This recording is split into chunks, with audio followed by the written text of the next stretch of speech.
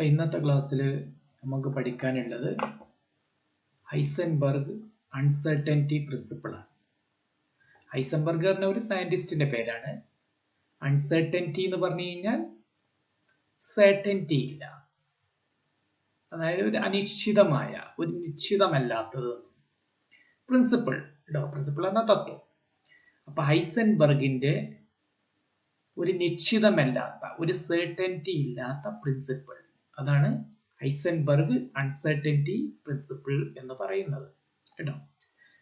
നമുക്ക് നോക്കാം എന്താണെന്ന്. അതാണ് ഇന്ന് നമ്മൾ പറയാൻ പോകുന്നത്. ഓക്കെ,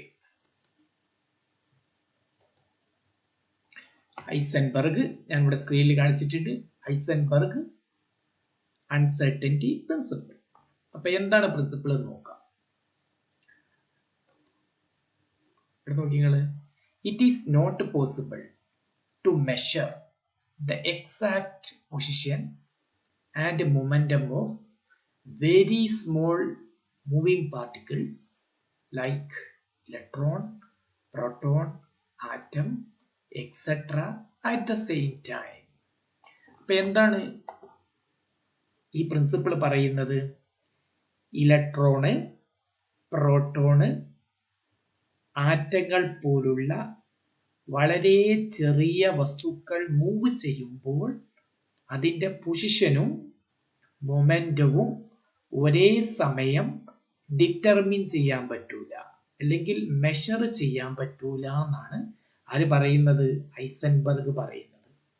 വളരെ ചെറിയ ആറ്റങ്ങൾ അല്ലെങ്കിൽ ഇലക്ട്രോണുകൾ അല്ലെങ്കിൽ പ്രോട്ടോൺ പോലുള്ള പാർട്ടിക്കിൾ മൂവ് ചെയ്യുമ്പോൾ അതിന്റെ പൊസിഷനോ മൊമെന്റമോ അറ്റ് ദ സെയിം ടൈമിൽ നമുക്ക് മെഷർ ചെയ്യാൻ പറ്റൂല എന്നാണ് ആര് പറയുന്നത്? ഹൈസൻബർഗ് പറയുന്നത്. അപ്പൊ എന്തുകൊണ്ടാണ് ഇങ്ങനെ മെഷർ ചെയ്യാൻ പറ്റാത്തത്? അതിന്റെ മാസ് വളരെ കുറവാണ്. മാസ് കുറവായി കഴിഞ്ഞാൽ അത് മൂവ് ചെയ്യുമ്പോൾ അതിന് മൊമെന്റം ഉണ്ടാവും. മൊമെന്റം എന്ത് ചെയ്യും? കുറയും. അപ്പൊ ഡി ബ്രോഗ്ലി ഹൈപ്പോത്തിസിസ് നമ്മൾ പഠിച്ചിട്ടില്ലേ? എന്താണ്? Lambda equal to h/mv. അപ്പൊ mv കുറയും. mv കുറയുമ്പോൾ മാസ് കുറയും. മാസ് ഇൻറ്റു വെലോസിറ്റി ആണ് മൊമെന്റം. അപ്പൊ മൊമെന്റം കുറയുമ്പോൾ എന്ത് ചെയ്യും? ലാംഡ വേവ് ലെങ്ത് കൂടും. വേവ് ലെങ്ത് കൂടും എന്ന് പറഞ്ഞു കഴിഞ്ഞാൽ അതിന്റെ മീനിങ് എന്താണ്? വേവ് നേച്ചർ കൂടും. അപ്പൊ വേവ് നേച്ചർ കൂടും. അപ്പൊ വേവ് നേച്ചർ കൂടിക്കഴിഞ്ഞാൽ, വേവ് നേച്ചർ കൂടുതലുള്ള മെറ്റീരിയൽസിനെ നമ്മൾ എന്ത് വിളിക്കുക? വേവ് നേച്ചറുള്ള പാർട്ടിക്കിൾ എന്നാണ് പറയുന്നത്.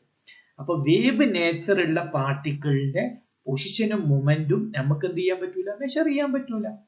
അതാണ് ഹൈസൻബർഗ് പറയുന്നത് കേട്ടോ. അപ്പൊ അദ്ദേഹം വേവ് നേച്ചർ എന്നൊന്നും പറയുന്നില്ല. അദ്ദേഹം പറയുന്നത് എന്താണ്? ഇലക്ട്രോൺ, പ്രോട്ടോൺ പോലുള്ള പാർട്ടിക്കിൾ മൂവ് ചെയ്യുമ്പോൾ അതിന്റെ പൊസിഷനും മൊമെന്റവും ഡിറ്റർമിൻ ചെയ്യാൻ പറ്റൂല, മെഷർ ചെയ്യാൻ പറ്റൂല. എന്തുകൊണ്ട് മെഷർ ചെയ്യാൻ പറ്റുന്നില്ല? മാസ് കുറയുമ്പോൾ അതിന്റെ മൊമെന്റം കുറയും. മൊമെന്റം കുറയുമ്പോൾ എന്ത് ചെയ്യും? വേവ് ലെങ്ത് കൂടും.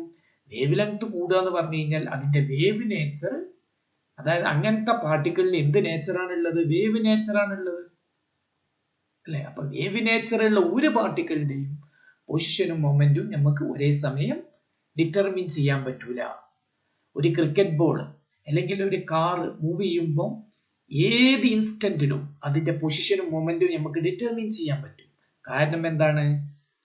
അത് പാർട്ടിക്കിൾ നേച്ചറുള്ള പാർട്ടിക്കിളാണ്. പക്ഷെ ഇലക്ട്രോൺ, പ്രോട്ടോൺ പോലുള്ള പാർട്ടിക്കിൾ എന്തല്ല? വേവ് നേച്ചറുള്ള പാർട്ടിക്കിളാണ്. അതുകൊണ്ട് അതിന്റെ പൊസിഷനും മൊമെന്റും ഒരേ സമയം ഡിറ്റർമിൻ ചെയ്യാൻ പറ്റൂല. അതാണ് ഹൈസൻബർഗ് പറയുന്നത് കേട്ടോ. It is not possible to measure the exact position and momentum of very small moving particles like electron, proton at the same time. That's a very important. ഒരേ സമയത്ത് പൊസിഷനും മൊമെന്റും എന്ത് ചെയ്യാൻ പറ്റൂല? നമുക്ക് ഡിറ്റർമിൻ ചെയ്യാൻ പറ്റൂല. ഇനി ഇത് തന്നെ നമുക്ക് വേറൊരു വിധത്തിൽ പറയാം. ഒരു ലാബില് ഇലക്ട്രോൺ ഇങ്ങനെ മൂവ് ചെയ്യാന്ന് വിചാരിക്കുക. ഒരു എക്സ്പെരിമെന്റ് നമ്മൾ ചെയ്യാണ്. എക്സ്പെരിമെന്റിൽ എന്താണ്? ഇലക്ട്രോൺ ഇങ്ങനെ മൂവ് ചെയ്യാണ്. അപ്പം ഒരാള് അതിന്റെ പൊസിഷനും momentum at the same time ഒരേ സമയത്ത് മെഷർ ചെയ്ത് കഴിഞ്ഞാൽ എന്താ സംഭവിക്കുക? ഒരു ഇലക്ട്രോൺ ഇങ്ങനെ മൂവ് ചെയ്യാണ്. ഒരു വ്യക്തി എന്ത് ചെയ്യുന്നു? ഒരു സയന്റിസ്റ്റ് എന്ത് ചെയ്യാണ്? അതിന്റെ പൊസിഷനും മൊമെന്റും ഒരേ സമയത്ത് ഡിറ്റർമിൻ ചെയ്ത് കഴിഞ്ഞാൽ, മെഷർ ചെയ്ത് കഴിഞ്ഞാൽ എന്താ സംഭവിക്കുക? മെഷർ ചെയ്ത് കഴിഞ്ഞാൽ ഒരു എറർ ഉണ്ടാവും, അല്ലെ? ഒരു എറർ ഉണ്ടാവും. കാരണം കറക്റ്റ് മെഷർ ചെയ്യാൻ പറ്റൂലല്ലോ. അപ്പൊ മെഷർ ചെയ്ത് കഴിഞ്ഞാൽ എന്താ? മെഷർ ചെയ്യാൻ പറ്റും, പക്ഷെ മെഷർ ചെയ്യുമ്പോൾ എന്തുണ്ടാവും? പൊസിഷനിൽ ഒരു എറർ ഉണ്ടാവും, അതേപോലെ മൊമെന്റത്തിലും ഒരു എറർ ഉണ്ടാവും കേട്ടോ. അതാണ് അതിന്റെ ഈ ഐസൻബർഗ് തന്നെ പ്രിൻസിപ്പിൾ തന്നെ നമ്മൾ മാത്തമെറ്റിക്കലായി പറയുമ്പോൾ നമ്മൾ അങ്ങനെ പറയാം. അതായത് ഇലക്ട്രോൺ അല്ലെങ്കിൽ വെരി സ്മോൾ പാർട്ടിക്കിൾ മൂവ് ചെയ്യുകയാണെങ്കിൽ അതിന്റെ പൊസിഷനും മൊമെന്റും ഒരേ സമയം ഡിറ്റർമിൻ ചെയ്യാൻ പറ്റൂല. അപ്പം ഡിറ്റർമിൻ ചെയ്യാൻ പോവുകയാണ് നമ്മൾ, അപ്പൊ എന്തുണ്ടാവും? അതിലൊരു എറർ ഉണ്ടാവും. അതിനെ കുറിച്ചാണ് നമ്മൾ മാത്തമെറ്റിക്കൽ ഭാഗത്തിൽ നമ്മൾ സംസാരിക്കാൻ പോകുന്നത്. ഓക്കെ, ഇവിടെ ശ്രദ്ധിക്കാം. അതാണ് ഞാൻ ഇവിടെ എഴുതിയത്. എന്താണ് ഡെൽറ്റ എക്സ്? ഈ ഡോട്ട് എന്ന് പറഞ്ഞാൽ ഇൻറ്റു എന്നാണ് ഉദ്ദേശിച്ചത്, മൾട്ടിപ്ലൈ. അപ്പൊ ഡെൽറ്റ എക്സ് എന്ന് പറഞ്ഞു കഴിഞ്ഞാൽ ഞാൻ ഇവിടെ എഴുതി, ഡെൽറ്റ എക്സ് എന്ന് പറഞ്ഞതാ error or uncertainty in the measurement of position. അപ്പം ഒരു വ്യക്തി എന്ത് ചെയ്യാൻ പോവാണ്? ഒരു സയന്റിസ്റ്റ് ഇലക്ട്രോണിന്റെ അല്ലെങ്കിൽ സ്മോൾ പാർട്ടിക്കിളിന്റെ പൊസിഷനും മൊമെന്റവും ഒരേ സമയം ഡിറ്റർമിൻ ചെയ്യാൻ പോവാണ്. അപ്പോൾ ഒരു എറർ ഉണ്ടാവും പൊസിഷനിൽ. അതാണ് ഇവിടെ എഴുതിയത് ഡെൽറ്റ എക്സ്. ഡെൽറ്റ എക്സ് എന്ന് പറഞ്ഞാൽ എന്താണ്? Error or uncertainty in the momentum of position. അപ്പോൾ ഒരു ആള് നമ്മൾ ഇതിന്റെ പൊസിഷൻ മെഷർ ചെയ്ത് കഴിഞ്ഞാൽ അതിലൊരു എറർ ഉണ്ടാവും. എറർ ഉണ്ടാവാൻ കാരണം എന്താണ്? നമ്മൾ ഒരേ സമയം മെഷർ ചെയ്യാൻ പോകുന്നത്. അപ്പൊ ഡെൽറ്റ എക്സ് പറഞ്ഞാൽ അബ്സല്യൂട്ട് എറർ എന്നാണ്. അപ്പൊ എററിനെ കുറിച്ച് ഫിസിക്സിൽ നിങ്ങൾ പഠിക്കും കേട്ടോ. അപ്പൊ ഡെൽറ്റ എക്സ് പറഞ്ഞാൽ അബ്സല്യൂട്ട് എറർ എന്നാണ് പറയാം കേട്ടോ. അതെന്താന്നൊക്കെ പിന്നീട് നിങ്ങൾ പഠിക്കും കേട്ടോ, ഫിസിക്സിൽ പഠിക്കും. ഇപ്പൊ ഇവിടെ എറർ മനസ്സിലാക്കിയാൽ മതി. അപ്പൊ ഡെൽറ്റ എക്സ് പറഞ്ഞാൽ അബ്സല്യൂട്ട് എറർ എന്ന് പറഞ്ഞാൽ മതി. Error or uncertainty in the measurement of position. ഇനി ഡെൽറ്റ പി എന്ന് പറഞ്ഞു കഴിഞ്ഞാൽ ഇതേപോലെ തന്നെ error or uncertainty in the measurement of momentum കേട്ടോ. അപ്പം ഐസൻബർഗ് പറയാണ് എന്താണ്? ഒരേ സമയം നിങ്ങൾ പൊസിഷനും മൊമെന്റവും മെഷർ ചെയ്യുകയാണെങ്കിൽ പൊസിഷനിൽ ഒരു എറർ ഉണ്ടാവും, മൊമെന്റത്തിൽ ഒരു എറർ ഉണ്ടാവും കേട്ടോ. ഈ എററുകൾ നമ്മൾ എന്ത് ചെയ്യുക? മൾട്ടിപ്ലൈ ചെയ്യുക. അതാണ് ഇവിടെ പൊസിഷനിലെ എററും മൊമെന്റ് എററും, പൊസിഷനിലുള്ള എററും മൊമെന്റത്തിലുള്ള എററും നമ്മൾ മൾട്ടിപ്ലൈ ചെയ്യുക. ഇത് മൾട്ടിപ്പിൾ ചെയ്ത് കഴിഞ്ഞാൽ എപ്പോഴും h/4π0 കൂടുതൽ ഈക്വലോ അല്ലെങ്കിൽ അതിൽ കൂടുതലോ ആയിരിക്കും കേട്ടോ. അപ്പം പൊസിഷനും മൊമെന്റും ഒരേ സമയം നമ്മൾ മെഷർ ചെയ്ത് കഴിഞ്ഞാൽ ഒരു എറർ ഉണ്ടാവും. പൊസിഷനിലും എറർ ഉണ്ടാവും, മൊമെന്റത്തിൽ എറർ ഉണ്ടാവും. അപ്പൊ നമ്മൾ പൊസിഷനിൽ എറർ കാൽക്കുലേറ്റ് ചെയ്യുക, കണ്ടുപിടിക്കുക, മൊമെന്റത്തിൽ എറർ കണ്ടുപിടിക്കുക, എന്നിട്ട് മൾട്ടിപ്ലൈ ചെയ്യുക. മൾട്ടിപ്പിൾ ചെയ്ത് കഴിഞ്ഞാൽ എപ്പോഴും h/4π0 ഒന്നുകിൽ h/4π ആയിരിക്കും, അതാണ് ഈക്വൽ ടു, അല്ലെങ്കിൽ അതിൽ കൂടുതലായിരിക്കും, ഒരിക്കലും അതിൽ കുറവായിരിക്കില്ല. അതായത് ഒരേ സമയം മെഷർ ചെയ്ത് കഴിഞ്ഞാൽ അതിന്റെ പ്രോഡക്റ്റ് ഓഫ് എറേഴ്സ് ഒന്നുകിൽ h/4π ആയിരിക്കും, അല്ലെങ്കിൽ അതിൽ കൂടുതലായിരിക്കും. ഒരിക്കലും എന്താവൂല? ഇതിൽ കുറവ് വരില്ല. h/4π0 ഒരിക്കലും കുറവ് വരില്ല. ഇവിടെ h എന്ന് പറഞ്ഞു കഴിഞ്ഞാൽ എന്താണ്? പ്ലാങ്ക് കോൺസ്റ്റന്റ് ആണ് കേട്ടോ. പ്ലാങ്ക് കോൺസ്റ്റന്റ് കേട്ടോ. പൈ എന്ന് പറഞ്ഞാൽ 3.14 നിങ്ങൾക്ക് അറിയുന്ന കാര്യം തന്നെ കേട്ടോ. എച്ച് എന്ന് പറഞ്ഞാൽ പ്ലാങ്ക് കോൺസ്റ്റന്റ്. നമ്മൾ ഡി ബ്രോഗ്ലി പ്രിൻസിപ്പിളൊക്കെ പറഞ്ഞത് എച്ച് എന്താണെന്ന് കേട്ടോ. എച്ച് പറഞ്ഞാൽ പ്ലാങ്ക് കോൺസ്റ്റന്റ് ആണ്. 4π എന്ന് പറഞ്ഞാൽ 3.14. അപ്പം h/4π ഒന്നുകിൽ ഈക്വൽ ആയിരിക്കും, അല്ലെങ്കിൽ അതിൽ കൂടുതലായിരിക്കും. അപ്പൊ എത്ര നല്ല ഇൻസ്ട്രുമെന്റ് ഉപയോഗിച്ച് കഴിഞ്ഞാലും ഈ എറർ നമുക്ക് കുറക്കാൻ പറ്റില്ല. എന്തുകൊണ്ടാണ് കുറക്കാൻ പറ്റാത്തത്? വേവ് നേച്ചർ ഉള്ളത് കൊണ്ടാണത്. വേവ് നേച്ചറുള്ള ഓരോ ഒബ്ജക്റ്റിന്റെയും പൊസിഷനും മൂവ്മെന്റും നമുക്ക് എന്ത് ചെയ്യാൻ പറ്റില്ല? ഒരേ സമയം മെഷർ ചെയ്യാൻ പറ്റില്ല. അപ്പൊ ഒരു എറർ ഉണ്ടാവും. അപ്പൊ എററിന്റെ പ്രോഡക്റ്റ് ഐസൻബർഗ് പറയുകയാണെങ്കിൽ ഒന്നുകിൽ h/4π ആയിരിക്കും, അല്ലെങ്കിൽ അതിൽ കൂടുതലായിരിക്കും കേട്ടോ. ഇത് 1940 അദ്ദേഹം പറഞ്ഞത് കേട്ടോ. അന്നൊന്നും വലിയ ഇൻസ്ട്രുമെന്റ് ഉണ്ടായിരുന്നില്ല. ഇത് അന്ന് തന്നെ അദ്ദേഹം പറയുകയാണെന്ത്? എത്ര നല്ല ഇൻസ്ട്രുമെന്റ് ഉപയോഗിച്ച് കഴിഞ്ഞാലും മെഷർ ചെയ്യാൻ പറ്റില്ല. അത് 100% കറക്റ്റ് ആണ്. കാരണം വേവ് നേച്ചർ ആണ്. വെരി സ്മോൾ പാർട്ടിക്കിൾ, ഇലക്ട്രോൺ പോലുള്ള അത്രയും വളരെ നെഗ്ലിജിബിൾ ആയ മാസ് ഉള്ള ഒബ്ജക്റ്റ്, അതേപോലെ atom, hydrogen atom, oxygen atom, ഇതൊക്കെ മൂവ് ചെയ്യുന്നത് വേവ് ആയിട്ടാണ്. അതുകൊണ്ട് അതിന്റെ പൊസിഷനോ മൊമെന്റോ നമുക്ക് എന്ത് ചെയ്യാൻ പറ്റൂല, ഒരേ സമയം ഡിറ്റർമിൻ ചെയ്യാൻ പറ്റൂല. അപ്പൊ ഒരേ സമയം ഡിറ്റർമിൻ ചെയ്ത് കഴിഞ്ഞാൽ എന്തുണ്ടാവും, ഒരു എറർ ഉണ്ടാവും. അത് അദ്ദേഹം ഐസൻബർഗ് പറയാണ്, ഒന്നുകിൽ h/4π ആയിരിക്കും, അല്ലെങ്കിൽ അതിൽ കൂടുതലായിരിക്കും. ഒരിക്കലും അതിനാട്ടി കുറവുണ്ടാവില്ല. ഏത് ഇൻസ്ട്രുമെന്റ് ഉപയോഗിച്ച് കഴിഞ്ഞാലും ഒരു എറർ ഉണ്ടാവും കേട്ടോ. അത് ഇതിന്റെ പ്രോഡക്റ്റ് ഒന്നുകിൽ h/4π ആയിരിക്കും, അല്ലെങ്കിൽ അതിൽ കൂടുതലായിരിക്കും എന്നാണ് പറയുന്നത് കേട്ടോ. ഇനി ഈ ഇക്വേഷൻ നമുക്ക് Δx into Δp greater than or equal to h/4π കേട്ടോ. അപ്പൊ കാൽക്കുലേഷന് നമ്മൾ ഉപയോഗിക്കുമ്പോൾ ഈ ഗ്രേറ്റർ ദാൻ എന്നുള്ള സൈൻ നമ്മൾ എന്ത് ചെയ്യില്ല, ഉപയോഗിക്കൂല. അതിന് പകരം ഈക്വൽ ടു എന്നാണ് ഉപയോഗിക്കുക. ഓക്കെ. അപ്പൊ ഈ ഇക്വേഷന് ഈക്വൽ ടു നമ്മൾ എഴുതുക. അങ്ങനെ എഴുതി കഴിയുമ്പോൾ നമുക്ക് എഴുതാൻ പറ്റും.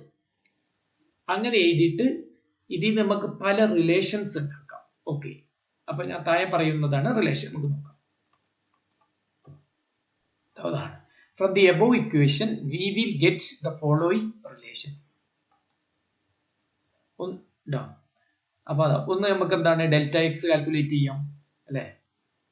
Δx എന്ന് പറഞ്ഞു കഴിഞ്ഞാൽ എന്തായിരിക്കും, h/4π into Δp. ഇപ്പൊ ഇവിടെ Δx കിട്ടണമെങ്കിൽ എന്ത് ചെയ്താൽ മതി, Δpനെ ഡിനോമിനേറ്ററിലോട്ട് കൊണ്ടുപോവാ കേട്ടോ. Δx എന്ന് പറഞ്ഞു കഴിഞ്ഞാൽ h/4π divided by Δx equal to എന്നാണ് നമ്മൾ ഇവിടെ പറയാ കേട്ടോ.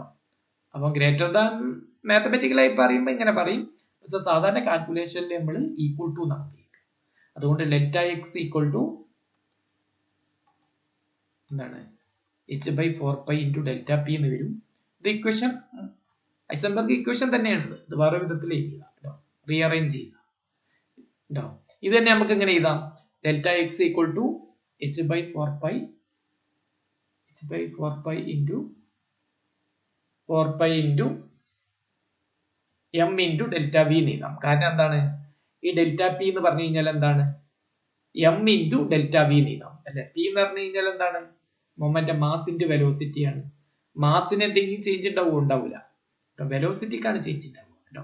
അപ്പൊ m into Δv എന്ന് എഴുതാം. അതിവിടെ എഴുതി കേട്ടോ, അതന്നെയാണ്. അങ്ങനെ രണ്ട് വിധത്തിൽ എഴുതാം. ഇനി വേറെ വിധത്തിൽ എങ്ങനെ എഴുതാം, Δv എന്ന് പറഞ്ഞു കഴിഞ്ഞാൽ Δv എന്ന് എഴുതിയില്ല. എന്താ Δv എന്തായിരിക്കും, error or uncertainty in the measurement of velocity. ഇനി ഇതേപോലെ തന്നെ Δx പോലെ Δp എഴുതാം കേട്ടോ. Δp ആകുമ്പോൾ അങ്ങനെയാണ്. ഇനി കേട്ടോ Δp എന്ന് പറഞ്ഞാൽ എങ്ങനെ എഴുതാം, ഇതേപോലെ തന്നെ Δv ഒരു ഇക്വേഷൻ എഴുതാം കേട്ടോ. എങ്ങനെ എഴുതാം, h/4π into Δx ചെയ്യാം. ഈ ഇക്വേഷൻ എഴുതി കൂടെ നമുക്ക് എഴുതാം കേട്ടോ.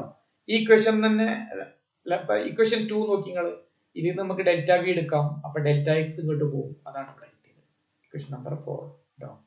അപ്പൊ Δx ഒരു ഇക്വേഷൻ കിട്ടി, Δxന് രണ്ട് ഇക്വേഷൻ കിട്ടി, അതേപോലെ Δp ഒരു ഇക്വേഷൻ കിട്ടി, അതേപോലെ Δv ഒരു ഇക്വേഷൻ കിട്ടി. ഈ 4 ഇക്വേഷൻ നിങ്ങൾ പഠിക്കണം. ഇത് വെച്ചിട്ട് പ്രോബ്ലം ഉണ്ടാവും. ഓക്കെ. ഇനി നമുക്ക് എന്ത് ചെയ്യാം, പ്രോബ്ലം ചെയ്യാം കേട്ടോ.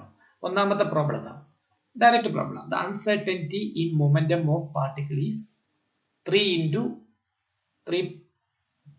The uncertainty in momentum of a particle is 3.31 into 10⁻². Kilogram metre per second. Kilogram metre per second ആണ് എന്ത്, മൊമെന്റത്തിന്റെ unit. Find the uncertainty in position. അപ്പൊ ഇവിടെ എന്താ തന്നത്, അൺസർട്ടനിറ്റി ഇൻ മൊമെന്റ് തന്നിട്ടുണ്ട് 3.31 into 10⁻². എന്താണ് തരാത്തത്, അൺസർട്ടനിറ്റി ഇൻ പൊസിഷൻ കേട്ടോ. അപ്പം Δp തന്നിട്ടുണ്ട്, Δx കണ്ടുപിടിക്കാനാണ് നമ്മളിവിടെ പറഞ്ഞത്. അപ്പൊ നമ്മൾ നോക്കാം, ഗിവൺ തന്നത് എഴുതാം. Δp തന്നിട്ടുണ്ട്, h നമ്മൾ ബൈ ഔട്ട് ചെയ്യണം കേട്ടോ. 6.626 into 10⁻34 kilogram metre square per second കേട്ടോ. ഇത് നിങ്ങൾ കാണാൻ പഠിക്കണം. Δh Δx ആണ് കണ്ടുപിടിക്കാനുള്ളത്. അപ്പൊ എന്താണ് നമ്മളെ ഇക്വേഷൻ, ഇതാണ് നമ്മളെ ഇക്വേഷൻ കേട്ടോ.